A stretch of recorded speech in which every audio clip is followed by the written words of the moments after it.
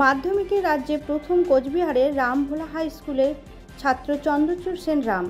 বাড়ি কোচবিহারে রেল ঘুমতি এলাকায়। বাবা সুশান্ত সেন পেশায় একজন ব্যবসায়ী, মা মৌসুমী সেন গৃহবধূ। ছোটবেলা থেকেই পড়াশুনোয় ভালো ছিল সে। ছোটবেলায় কোচবিহার অরবিন্দ পাঠভবন ও ক্লাস 5 থেকে রামভোলা হাই স্কুলে পড়াশুনো করে সে। আগামীতে মেডিকেল লাইনে যাওয়ার ইচ্ছে রয়েছে। এদিন ফল প্রকাশের পরেই তার বাড়িতে বিভিন্ন রাজনৈতিক দলের নেতা নেত্রী থেকে শুরু করে স্কুল শিক্ষকেরা তাকে শুভেচ্ছা জানাতে বাড়িতে পৌঁছে যায়। এসএসসি চাকরির দুর্নীতি নিয়ে রাজ্য সরকারকে সতর্ক হওয়া দরকার বলেই সে মনে করে। অবশ্যই আনন্দিত হচ্ছে, তবে একেবারে চরম উৎফুল্ল না, কারণ এরপরে অনেক পরীক্ষা দেওয়া বাকি, মাধ্যমিক চূড়ান্ত নয়। সুতরাং এখন সার্বিকভাবে প্রস্তুতি নেওয়ার জন্য আবার এক ধাপ অগ্রগতি হতে আমাকে এখন আরো প্রস্তুতি বাকি। তো হ্যাঁ, আপাতত তো আপ্লুতই অনেকটাই। কেমন ভাবে পড়াশোনা করতে কয় ঘন্টা পড়তে কজন শিক্ষক ছিল? কজন শিক্ষক বলতে সাবজেক্ট ওয়াইজ টিচার তো ছিলেন। তবে পড়াশোনার বিষয় হচ্ছে যে এরকম বাধা দ্বারা কিছু ছিল না যে এই সময় যাবতীয় পড়বো বা সেরকম কিছু, যখন ইচ্ছে হতে পড়তাম। আর এইভাবেই মাধ্যমিকটা করে গেছি, মানে আলাদা করে এরকম কোনো যে অ্যাটেনশন ছিল তার সেরকম না, অ্যাভারেজ পড়লেই হয়ে যায় আশা করি। আগামীতে কি ইচ্ছা রয়েছে? হ্যাঁ, পিওর সায়েন্স আপাতত নিয়েছি, সেখান থেকে নিট ইউজি ক্র্যাক করে আর কি মেডিকেল লাইনে যাওয়ার ইচ্ছে, তার জন্য অনেকটা প্রস্তুতি বাকি এখন। পড়াশোনা বাদে কি কি ভালো পড়াশোনা বাদ দিয়ে তো আবৃত্তি প্রাতিষ্ঠানিকভাবে শেখা হয়নি, তবে চর্চা তো ছিল, বিভিন্ন প্রতিযোগিতায় অংশগ্রহণ করতাম, ড্রয়িং শিখেছি, তার পাশাপাশি গানও শিখেছি। তবে মাধ্যমিকের সময় পর্যন্ত সবকিছুর প্রতি আলাদা করে সময় দেওয়াটা সম্ভব হয়নি। ক্রিকেট, ফুটবল কোনটা ভালো লাগে দেখতে? অ্যাকচুয়ালি স্পোর্টসের প্রতি আমি অতটা ইন্টারেস্টেড না, বাবা ক্রিকেটটা দেখে না, তখনই দেখি সেরকম বিষয় আর কি। কোনো ফেভারিট প্লেয়ার, কোনো পছন্দের? হ্যাঁ, বিরাট কোহলি অবভিয়াসলি।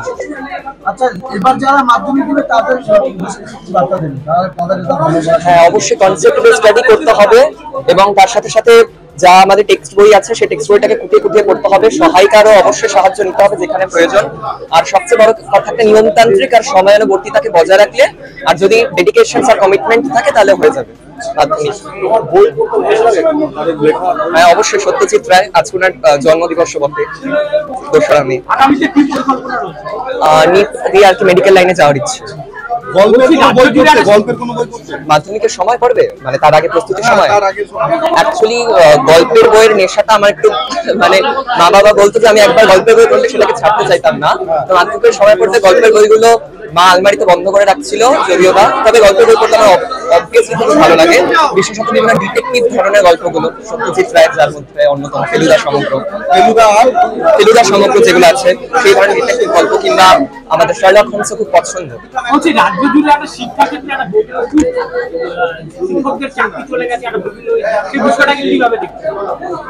দেখুন, এসএসসি প্যানেলের যে সাম্প্রতিক খবরটা একটা চাঞ্চল্যের সৃষ্টি করছে, সেটা তো অবশ্যই একটা বিষয়।